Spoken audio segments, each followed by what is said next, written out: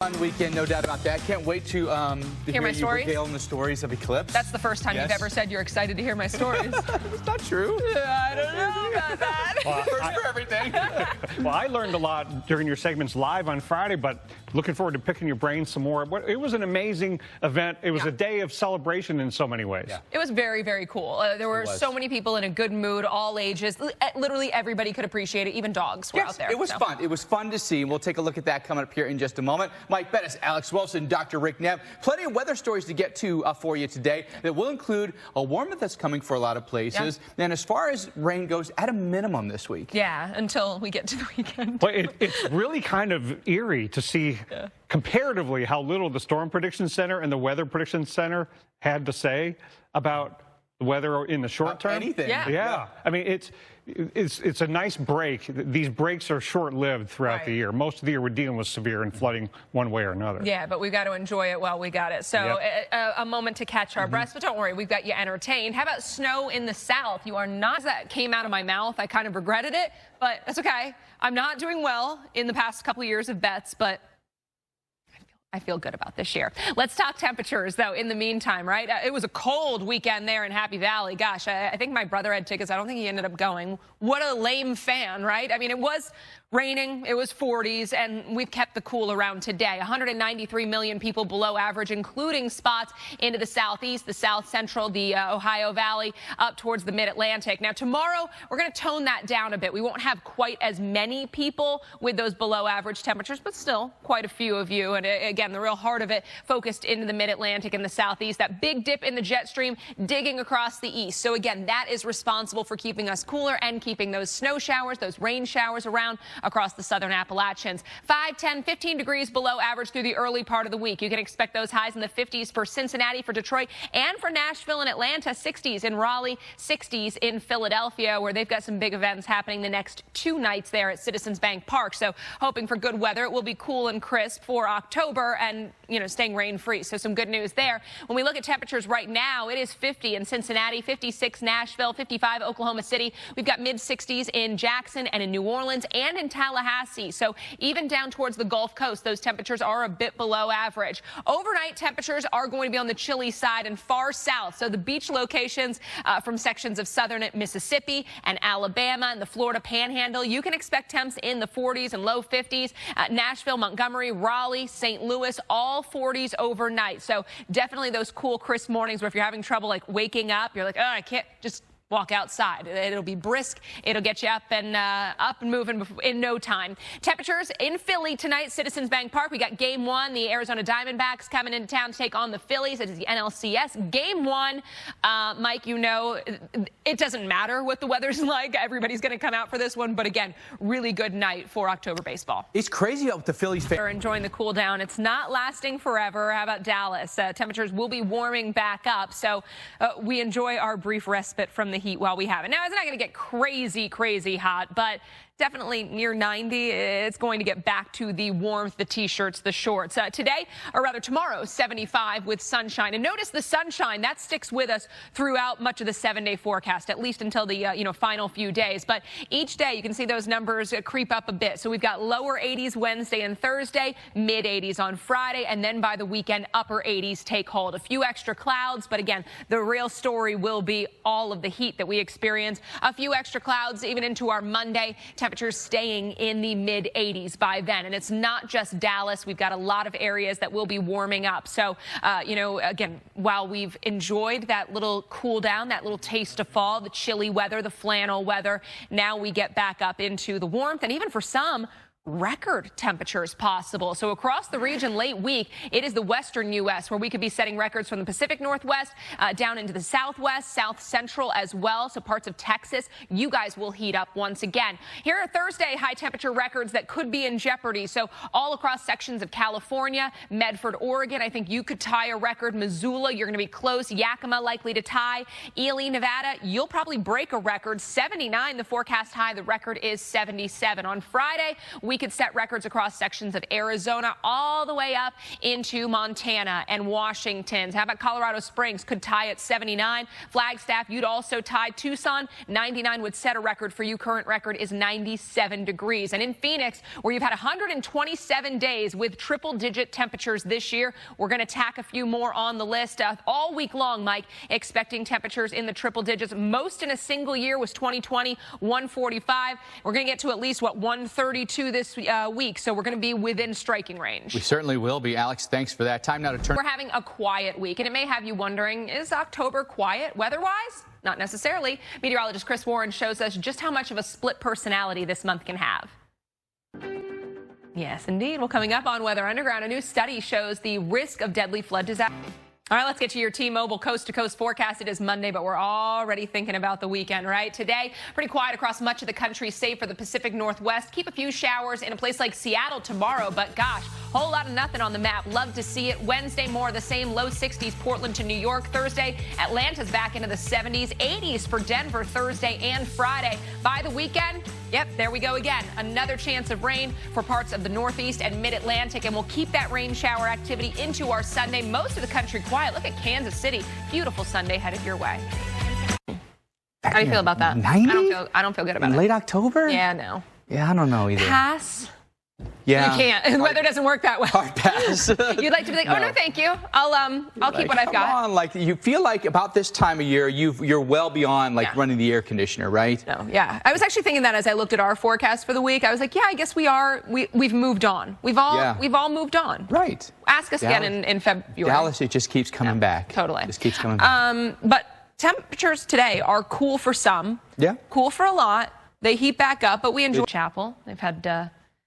They didn't have the best weekend, if I'm being honest. They weren't in town either, but hopefully they can have some better performances once they return to the Dome. The safe confines of the Dome, which is not the Carrier Dome anymore, and I'm still wrapping my head around that. Rainy weekends across the Northeast, that's what we've got. Thank goodness for a dome in a place like Syracuse, right? Because it's been nothing but rain, rain, rain. New York, 6 of the last 7 weekends have been rainy. 5 of the last 7 for Providence, Rhode Island, for Boston, for Philadelphia, 5 of your last 7. And when we look at this weekend's forecast, we've got more rain coming our way, especially on Saturday, so college football could again be affected across all of these Northeast cities. The upper disturbance that we're going to be tracking dives southeast through the middle and end part of the week. Cold front moving off through. That'll help to bring us rain showers, maybe even a little high elevation snow once again across sections of, not with this one. We've seen some high elevation snow across sections of western North Carolina this morning. I think this one's going to be mostly rain. Showers on Thursday up near the Great Lakes. Again, all the way down into middle Tennessee.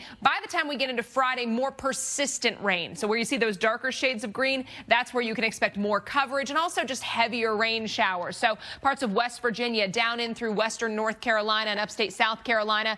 Late week, though, there goes that system off the coast. That will develop, strengthen, and bring us yet another system that packs wind and rain moving up the coast. So once again, not a great weekend for us. Here is the USGFS model. By the time we get into Friday and Saturday, you can see persistent rain into parts of the northeastern U.S. European model, very similar forecast. So got to watch for, yet again, college football games to be poncho-filled. And there again, our European model keeping things soggy from New York to Boston to Bangor and back into central New York. So Syracuse, looking at you once again. Alex Wilson, you had a front row seat. Yes. It was amazing. I've had really good luck with these eclipses because back in 2017, I got to go to Jackson Hole, which was obviously like a terrible location to be, just not pretty, kind of like a parking lot. And then this go around, like I said, I was getting nervous because we had clouds, but they cleared. I mean, literally skies went from cloudy to clear. Everybody's going to be following you wherever you go in right? April, right? I know. Now, one question I have is, compared to what we saw on our screens, how dark did it actually get as you saw it with your naked eye? I think the best way to describe it, and one of our experts' wife did as well, she said it kind of goes, when you just go put your sunglasses on when you're driving in the car and you're like, oh, it's a little bright, and you just pop the sunglasses on or your transition lens sets in. It was kind of like that. So it's not like it really went to nighttime or anything, but it definitely you felt the change. You were like, hey, something's up, or like a cloud's moving over the sun or something when you're at the pool. The amount of darkness, though, between a total eclipse and a annular eclipse is quite a bit different, though, isn't it? Oh, Even though 90% of the sun is blocked out, it's still quite bright out. It's still totally bright, and you still feel very much like it's daytime. That's why I said it's almost like you're wearing your sunglasses. One of our experts said it's as if you were on one of Jupiter's moons, so you're getting that kind of sun. But you point out the sun is just so powerful that it still felt like the sun was there. And did it feel different after a couple of minutes? Did the temperature change? Did the clouds change? Did you notice? Maybe like a smidge, like it felt like maybe, you notched the AC on the car up a degree or two. Our one expert, he was cold, and so he was wearing a darker jacket, and he said that he could really sense a difference because obviously when the sun was out, you can feel it warming up the jacket, and then without the sun, he felt like he was comfortable in it. But I think the thing that was most surprising to me was that it wasn't like they were very different experiences, and this one was also much more cool than it gets credit for. I said, everybody treats it like it's the Skipper to Barbie, but like it was a really cool experience. This is something to see, though. Yeah. Like with a total eclipse, there's not really a whole lot to see necessarily, right? Because the sun's just blocked out. There's something you want to actually visually look at this time. Well, and the experts were saying in a total eclipse, they're looking at the corona. So when the whole sun is covered, then you're able to really see the exposure of the sun's corona. Whereas this one, you're kind of looking more at the moon. You get more with the Baily's beads. That's all based on the topography of the moon. So whereas the sun is the starring show in a total eclipse, in this one, the moon is kind of the star of the show. And yeah, there's the ring to look at. There's so much, I feel like, more to look at. And then like the little Pac-Man sun as it's going out. But we had it for a while. It was kind of like once it left, though, I was like, well, yeah, it's kind of sad. And how big was the crowd? How many people flooded into San Antonio? So there were a couple of events throughout the city. So some people were down at the Alamo. Some people were over at the center that we were at. So, I mean, San Antonio as a whole was packed, and they're taking it. They're like, hey, would you like to come back in 2024? Because they're in that path again. Right. They got very lucky. It is going to be fun to watch come next April, that's for sure. Alex is the queen of the eclipses. Yeah, you want to follow me. She goes. Great, and so you. is the eclipse. What a weekend. So cool. Yeah, like I said, I was a little nervous because we did have some clouds early on. They cleared out, and so there was some great viewing from Nevada down through Albuquerque, where Cantori was, and then here in Texas. Well, I have some friends and family members that sometimes seem to really believe that I have the power to affect the weather. And now you've got a number of believers, Alex. Yeah, no, I for a minute I was worried, but yeah, no, I think they think I can do it all. Which I can. Well, you can. Let's be honest. Yeah. Let's be honest. We're gonna look back at the moment over the weekend and look forward then to April of next year for the total eclipse. But welcome in, everyone. Here on Weather Underground, Mike Bettis, Alex Wilson, Dr. Rick Knapp. Plenty of weather to talk about stateside. We've got a warm-up that's coming. It's been real cool lately, but a big warm-up's coming. Yeah. So the ups and downs, truly. If you're a little like, I don't like this cold, don't worry. A little bit more warmth coming back. Yeah. In general, I think people are pleased that the weather has changed to true fall. But I'm hearing a few complaints out there about the gray blanket settling in parts of the country over the last few days. That's kind of what late fall and winter are often like. But there'll be some sunny periods too. There's actually a decent amount of sunshine this week. The rain may hold off until the weekend. Northeast and the weekend. Are we going to go through that again? Yes. I know, right? Because they're sitting here watching this and going, "Wait, you guys left up last weekend's graphic." No, not so fast. We've got another soggy stretch on tap for Saturday. But temperatures, they have been cold. You might have been freezing up this morning. You go outside and you're like, I need a little hot coffee to warm up. 193 million people below average today. Now, tomorrow and through the rest of the week, we're going to see those numbers go down as temps go back up. So a lot of areas will feel that, second warm up headed our way through the second half of the week, especially. Gosh, places in the South Central, you're back into the 80s, even 90s out there. But for the start of the week, a big dip in the jet stream that has been focused across the eastern part of the country, and that has been providing us the cool, even that snow that we showed you into parts of western North Carolina. Early week highs in the 50s from Detroit all the way down to Middle Tennessee, even Atlanta, North Georgia. Temps in the 50s today, so very cool, crisp. We've got 60s for Raleigh. We've got 60s on the other side over towards places in Little Rock.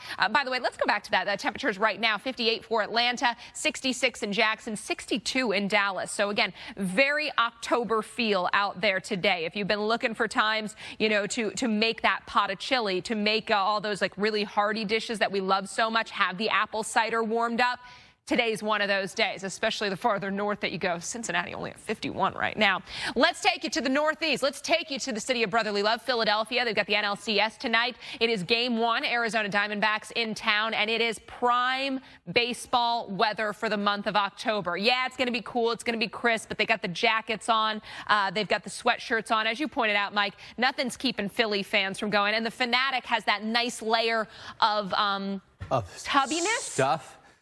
Let's go with that. All the green stuff, right? All the green stuff. Got to keep him warm, and then he does that little belly. He flips his belly around. It's like, you know, it's Philly flab. It's Philly flab. It's whatever you call it. It's fabulous. It's what we love to get some rain. Love to see some rain. It's been hot and dry. That was what the story of the summer. That was the story through a lot of the fall. Place like Dallas, you're finally enjoying some cooler days, but those days are limited. We're going to see temperatures warm back up. So we bring up the 7-day forecast. Today, sunshine and 75. Tomorrow, back to the low 80s. We'll keep it there on Thursday. And you notice through the rest of the week, even into the weekend, a lot of sunshine. But look at the temperatures. Friday, we're in the mid 80s. Now on Saturday and Sunday, we're topping out in the upper 80s. So getting very close to 90 degrees. We'll keep ourselves in the mid 80s early next week. So by a week from today, a few extra clouds, but no rain coming in for portions of Texas, where again, another part of the country where we could use some of that wet weather. Let's talk temperatures across the rest of the region, because for some of these areas, it's not just warmth, but record-setting warmth that we could be getting in on.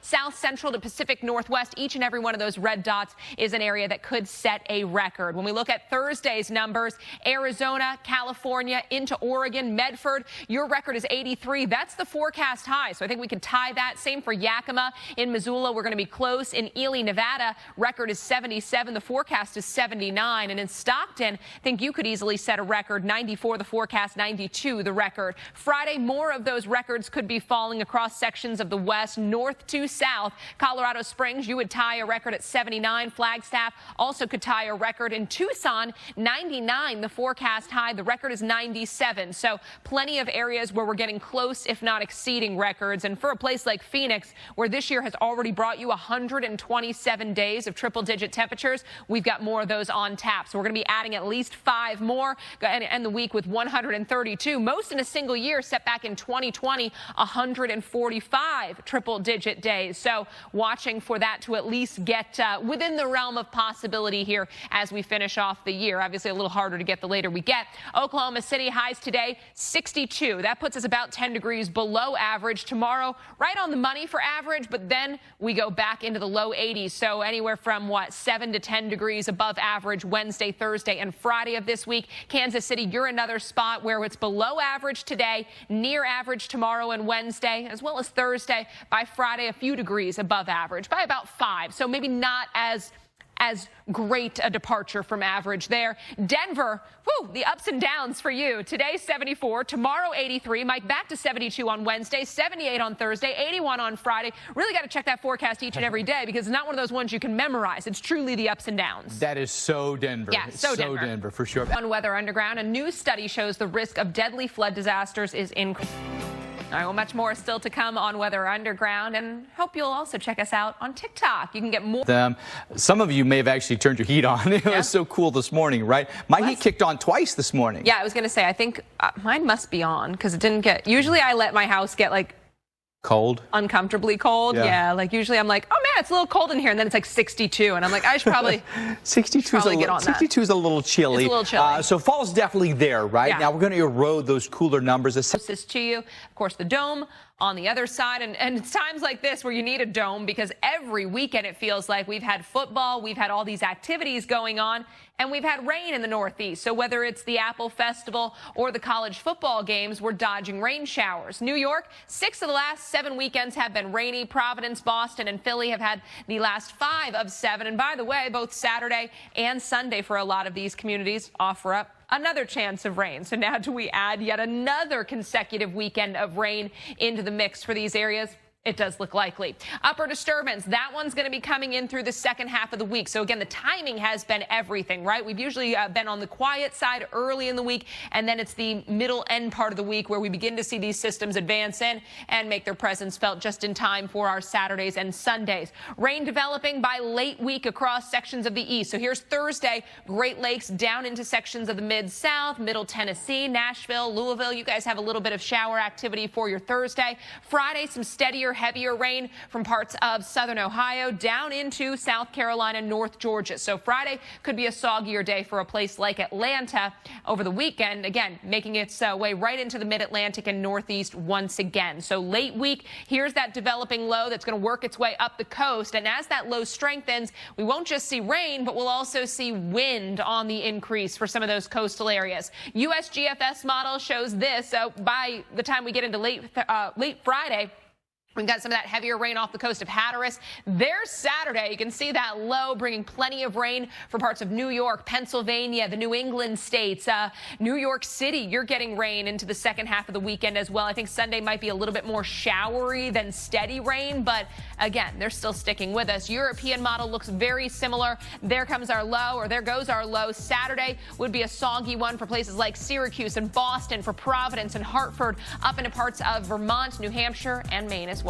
Alex Wilson, you had a front row seat. Yes. It was amazing. I've had really good luck with these eclipses because back in 2017, I got to go to Jackson Hole, which was obviously like a terrible location to be, just not pretty, you know, kind of like a parking lot. And then this go around, like I said, I was getting nervous because we had clouds, but they cleared. I mean, literally skies went from cloudy to clear. Everybody's going to be following you wherever you go in Right? April, right? I know. Now, one question I have is, compared to what we saw on our screens, Yeah.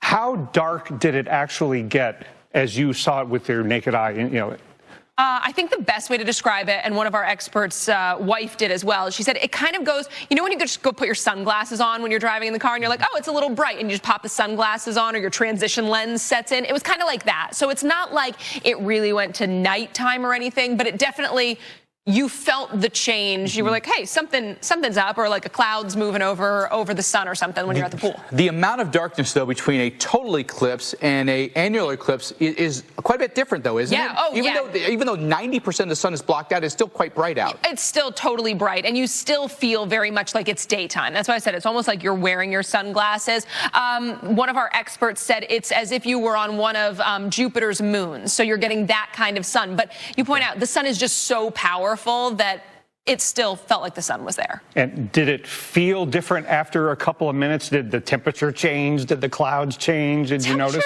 Maybe like a smidge, you know, like it felt like maybe, you know, you notched the AC on the car up a degree or two. Our one expert, he was cold, and so he was wearing a darker jacket, and he said that he could really sense a difference because obviously when the sun was out, Right. you can feel it warming up the jacket, and then without the sun, he felt like he was comfortable in it. But I think the thing that was most surprising to me was that it wasn't like they were very different experiences, and this one was also much more cool than it gets credit for. I said, you know, everybody treats it like it's the Skipper to Barbie, but like it was a really cool experience. This is something to see, though. Yeah. Like with a total eclipse, there's not really a whole lot to see necessarily, right? Because the sun's just blocked out. There's something you want to actually visually look at this time. Well, and the experts were saying in a total eclipse, they're looking at the corona. So when the whole sun is covered, then you're able to really see the exposure of the sun's corona. Whereas this one, you're kind of looking more at the moon. You get more with the Baily's beads. That's all based on the topography of the moon. So whereas the sun is the starring show in a total eclipse, in this one, the moon is kind of the star of the show. And yeah, there's the ring to look at. There's so much, I feel like, more to look at. And then like the little Pac-Man sun as it's going out. But we had it for a while. It was kind of like once it left, though, I was like, well, yeah. It's kind of sad. And how big was the crowd? How many people flooded into San Antonio? So there were a couple of vents throughout the city. So some people were down at the Alamo. Some people were over at the center that we were at. So, I mean, San Antonio as a whole was packed, and you know they're taking it. They're like, hey, would you like to come back in 2024? Because they're in that path again. Right. They got very lucky. It is going to be fun to watch come next April, that's for sure. Alex is the queen of the eclipses. Yeah, you want to follow me. She goes. This segment. Maybe every day. Maybe like I just take 10 minutes and just tell stories every day. Just riffing with Alex. Yeah. Yeah. You like it? Yeah, it could grow on me. Well, you do. Like if I go take a nap. I would say you do have the best stories of anyone on the team here. Thank you. True. So true. But we're going to recap the weekend. It was really a sight to behold, Yeah. for sure. So stick around for that. But this is a Monday edition of Weather Underground. I'm Mike Bettis. I'm Alex Wilson, as always, joined by my favorite person, Dr. Rick Knapp, because he likes my stories at least. I've rubbed somebody the wrong way. No, it's okay. We love you, Alex Wilson. We love your stories. I know. They're so good. Well, they are. You're in luck, because in breaks, I'm going to tell you a lot more. Can't wait. Now, it's a little easier on Mondays because you had the whole weekend. Yeah. What are you going to do for Wednesday stories? What do you do on a Tuesday? Well, you always something will happen. You come up with something. Something will happen. Exactly. I just find a way to walk myself into these. At least some of the weather stories we have to talk about don't involve a lot of severe weather or flood risk. Yeah, it's other things that are going on, which is a nice change. It's been pretty cool in the east, no doubt about that. But if you notice on the map back there, a lot of hot air starts to move back in, right? Into a second summer for a lot of people through the week. Yeah, highs back up around 90 in a place like Dallas. Record-setting high temperatures in other areas, parts of Arizona, back to triple digits. But one thing we're not going to talk about at all is what the weekend in the Northeast will be like. Yeah, Because nobody wants to hear it. we don't want to jinx them. Yeah, they're just muting us. They're like, nope, no, kill the mics, absolutely They have not. every right to do that after the weather the last few weekends, It right? has been disappointing, but if it's not rain, it might be this, snow in the south. Feeling cool today, but again, as we've been highlighting, things are going to change, and those numbers in a place like Middle Tennessee, they will be on the rise. Same for parts of western, central, and even eastern PA. We're going to see less of those areas in the below average temperatures and more warmth settling in. So today, 193 million people below average. By tomorrow, you can see a lot of it's focused in the south, and it's lesser departures, lesser amounts of people. The dip in the jet stream, that's responsible for us staying so cool for the start of the week. And a lot of these areas haven't gotten out of the 50s for high temperatures. It's in the 50s in Nashville, Cincinnati, and Atlanta, Georgia. So even down into North Georgia, we've got temperatures 5, 10, 15 degrees below typical highs this time of year. Now, right now, it is 58 in Atlanta, 54 Nashville, 53 in Cincinnati,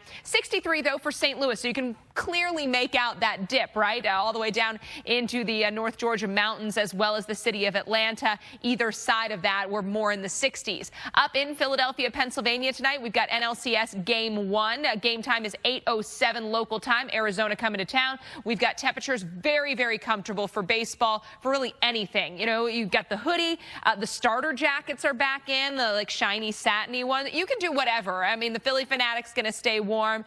We know, Mike, honestly, it could be 2 degrees with sleet pellets, and Philadelphians would still show up for this one. They would. And in full force. Anything out there. And, we talked about so much heat and dry across the south central U.S. as well. Dallas has been another spot where we'd love to get some rain. We'd love to get cooler temperatures. We've got that today, but the warm-up, it returns. We go from 75 tomorrow to the low to mid 80s for the second half of the week. So Wednesday, Thursday, we've got 83, 82 degrees. But look at Friday, 86. We don't stop there. Nope, we've got temperatures back into the upper 80s, near 90 headed your way both Saturday and Sunday. Back to the mid 80s on Monday. Few extra clouds, but you can see no rain chances coming for the southern and central part of the country either. So more of that summer-like weather headed back into a place like Dallas. Unfortunately, for those of you who have enjoyed that cool down, it's brief. And records could be falling in some of these areas, or at least records could be tied across sections of the south central, southwest, even into the Pacific Northwest, especially through the second half of the week. That's when we see the more significant departures from average. Thursday, each and every one of these red dots is somewhere where we could be breaking or tying a record. Yakima, you could tie. Missoula, you'll be close. Medford, I think you're looking at a tie. Stockton, California, though, record on Thursday is 92. The forecast is 94, so that would be a place where we could see a new record set.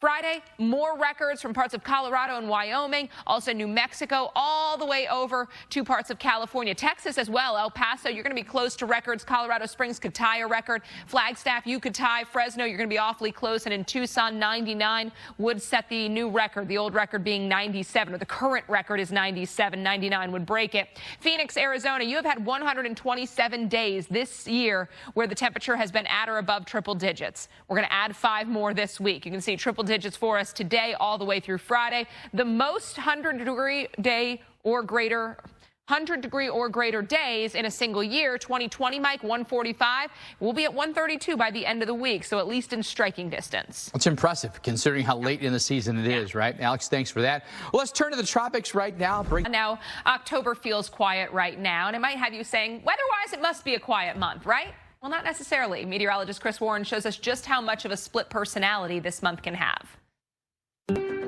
It is spooky stuff. Well, coming up on Weather Underground, a new study shows the risk of deadly flood disasters. It's in the Northeast. This one will be no exception. So New York and Providence and Boston and Philadelphia all running 5 or 6 of the last 7 weekends on the rainy side. And you can see all of these areas looking at rain once again, especially Saturday, but for some into Sunday as well, especially our New England areas. Providence and Boston, I think you're going to keep the rain showers around into the second half of the weekend too. So getting ready for that. JD, I am clicking and it does not want to go. I have a feeling that I froze my computer. But anyway, I'll tell you about it. I'm a good storyteller, we've determined here on Weather Underground, so I got this. Upper disturbance is diving off towards the southeast, or now it's just going to click through at warp speed because now it's catching up on all of them. There's the disturbance. Cold front moves southeast, and rain will develop ahead of this. But once it moves off the coast, that's when we really get to the meat and potatoes of this system. We'll see it develop, deepen, strengthen, bring us rain and wind, especially along the coast and the northeast part of the country into the upcoming weekend.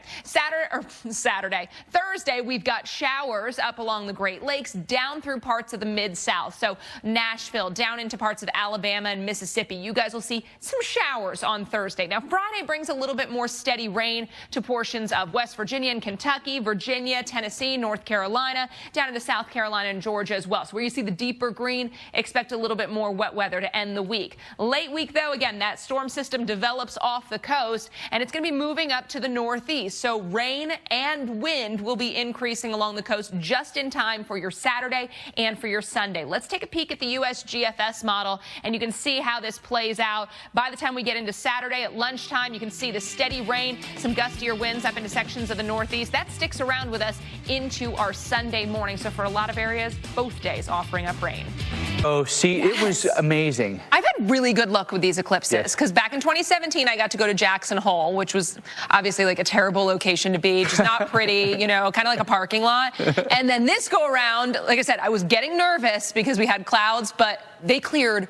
I mean, literally skies went from cloudy to clear. Everybody's going to be following you wherever you go in right? April, right? I know. Now, one question I have is, compared to what we saw on our screens, how dark did it actually get as you saw it with your naked eye? You know, I think the best way to describe it, and one of our experts' wife did as well, she said it kind of goes, you know when you just go put your sunglasses on when you're driving in the car and you're like, oh, it's a little bright, and you just pop the sunglasses on or your transition lens sets in. It was kind of like that. So it's not like it really went to nighttime or anything, but it definitely, you felt the change. You were like, hey, something's up, or like a cloud's moving over the sun or something when you're at the pool. The amount of darkness, though, between a total eclipse and a annular eclipse is quite a bit different, though, isn't it? Even though 90% of the sun is blocked out, it's still quite bright out. It's still totally bright, and you still feel very much like it's daytime. That's why I said it's almost like you're wearing your sunglasses. One of our experts said it's as if you were on one of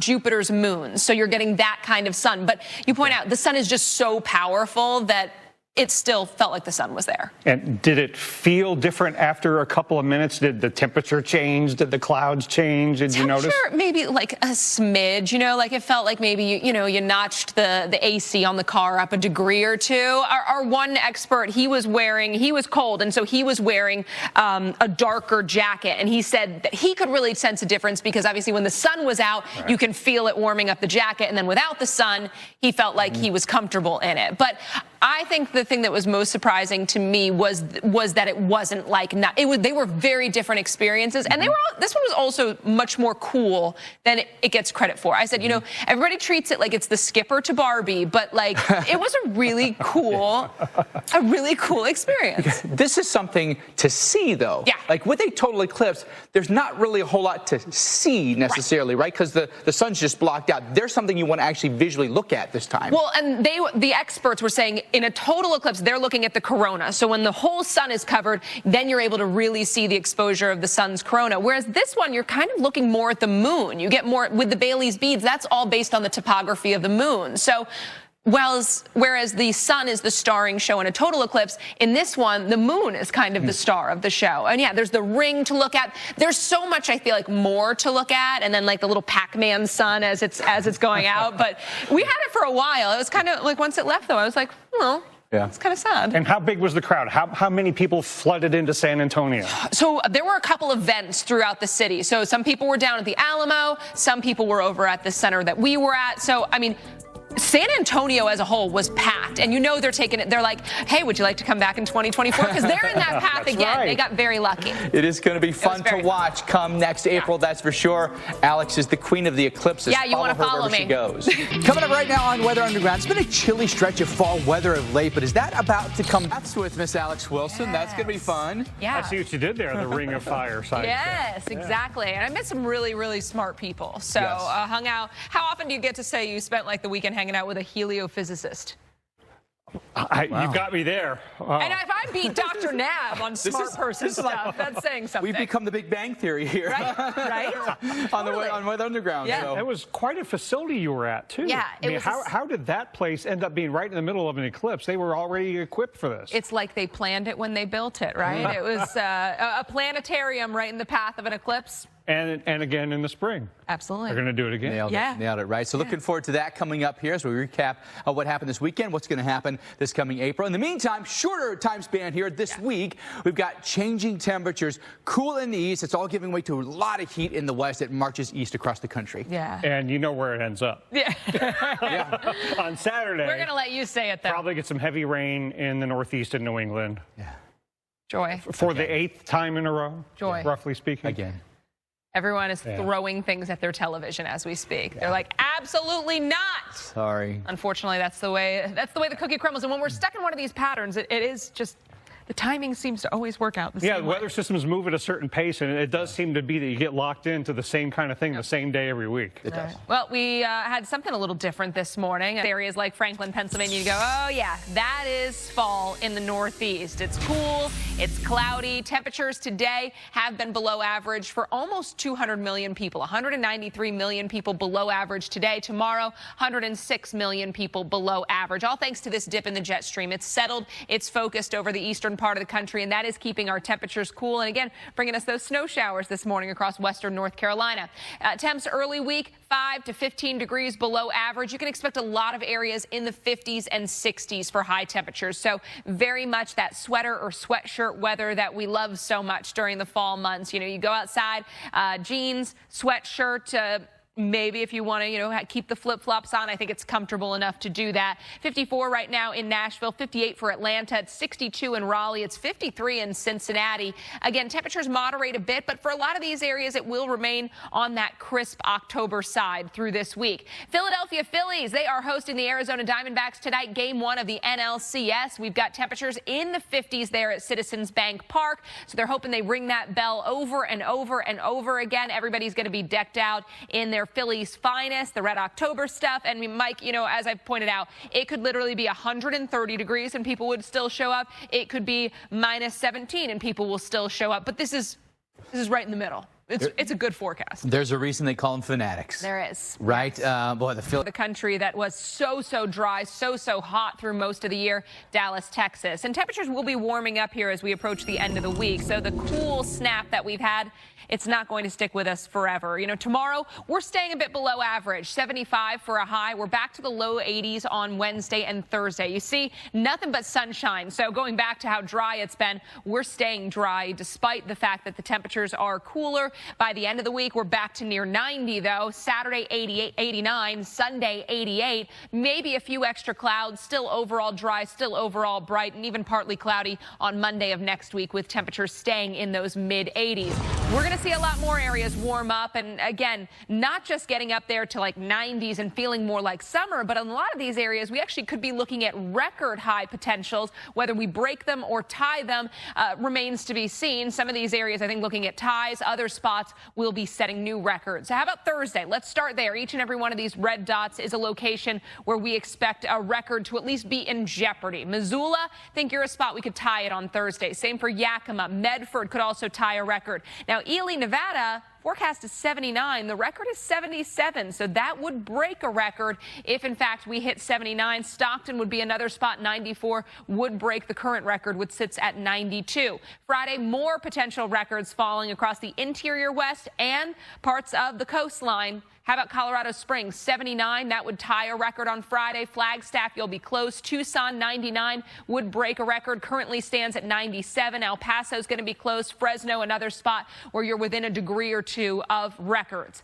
Now, Phoenix, it's been such a hot year. That's all we've talked about. 127 days this year with temperatures in the triple digits. We're going to add more of those through the rest of the week into the start of the weekend. Most in a single year, 145. So, Mike, we may not get it, but here now, as we look towards Saturday, we're going to add 6. So today through Saturday, that puts us at 133. So we're within 12 days of that all-time record. It's going to be very impressive and very hot for you in Phoenix. Well, you may be thinking, gosh, this week seems pretty quiet. So the month of October must be a quieter one weather-wise. Well, not necessarily. Meteorologist Chris Warren shows us just how much of a split personality the month can have.